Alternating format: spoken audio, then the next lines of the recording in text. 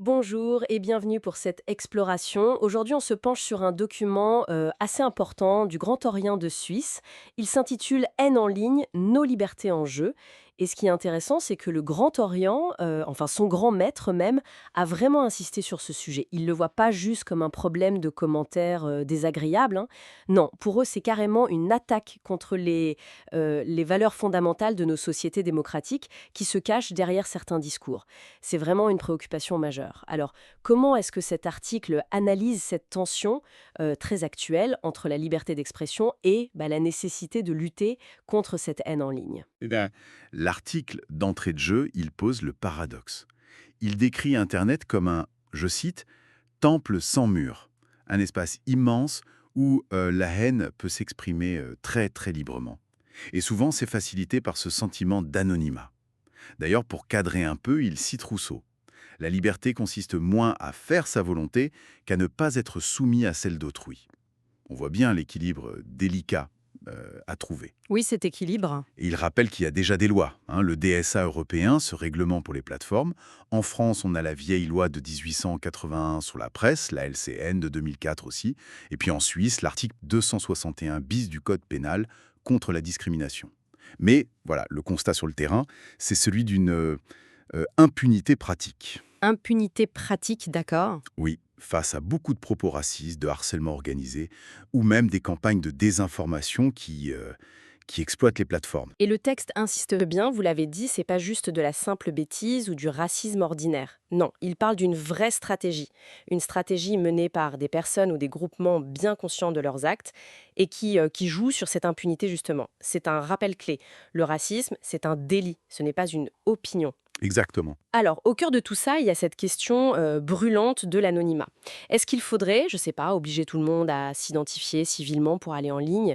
Quels arguments l'article met-il en balance? Alors, il détaille bien les deux côtés.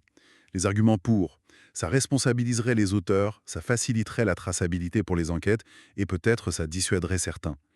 Mais il y a aussi les arguments contre, et ils sont sérieux. Le risque de ce qu'on appelle l'effet de refroidissement sur la parole légitime. C'est-à-dire?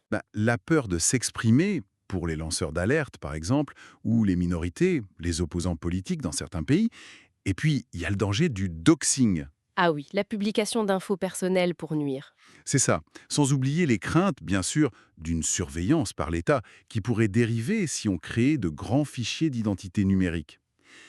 C'est complexe.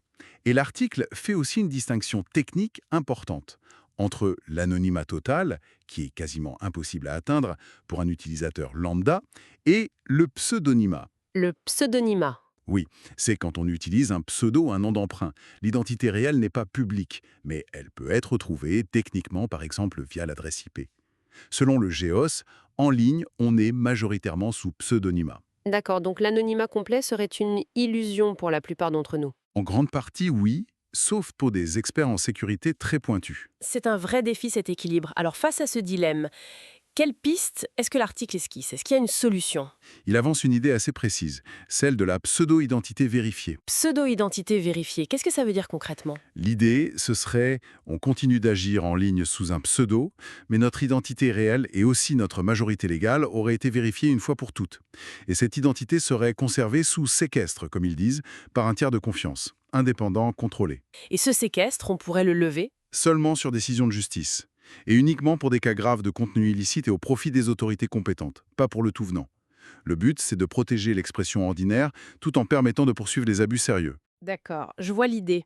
C'est une voie médiane en quelque sorte, mais ça concerne l'identité. Est-ce que l'article parle aussi de la modération des contenus eux-mêmes? Parce que c'est un autre gros morceau. Oui, tout à fait. Il propose une approche de modération, disons, à 3 étages. 3 étages, hein? Oui. D'abord, donner plus d'outils aux utilisateurs eux-mêmes. Des filtres personnels, pouvoir bloquer facilement, signaler de façon simple et efficace. Ensuite, exiger plus de diligence de la part des plateformes. Ça veut dire des délais clairs pour traiter les signalements, des décisions qui sont expliquées, motivées, et un vrai droit à l'appel si on n'est pas d'accord. Il parle aussi de signaleurs de confiance. Des ONG, des experts. Voilà. Des organisations reconnues qui pourraient avoir un poids particulier dans les signalements. Et enfin, le troisième étage raisonne prévoir une forme d'arbitrage externe. Ça peut être un médiateur, une autorité indépendante ou carrément le juge en dernier recours. Et la transparence est clé, j'imagine. Absolument. La traçabilité des décisions à chaque étape est vue comme essentielle. Et sur le plan plus strictement légal, l'article mentionne des pistes. Renforcer les audits de risque que prévoit le DSA européen, peut-être des procédures s'accélérer en France pour les contenus qui deviennent viraux très vite, ou une meilleure coordination entre les cantons en Suisse pour appliquer l'article 261 bis. Et il me semblait en lisant que l'analyse ne s'arrêtait pas aux plateformes ou aux États. D'autres acteurs sont mentionnés. Oui, tout à fait. Les annonceurs sont clairement interpellés. C'est assez direct. Ah oui. L'article dit qu'ils financent, de fait, l'écosystème dans lequel cette haine peut parfois prospérer. Donc ils ont un rôle à jouer. Et quel rôle? Exiger des standards de brand safety, de sécurité pour leur marque, qui soient plus stricts, qui soient alignés sur le respect du droit.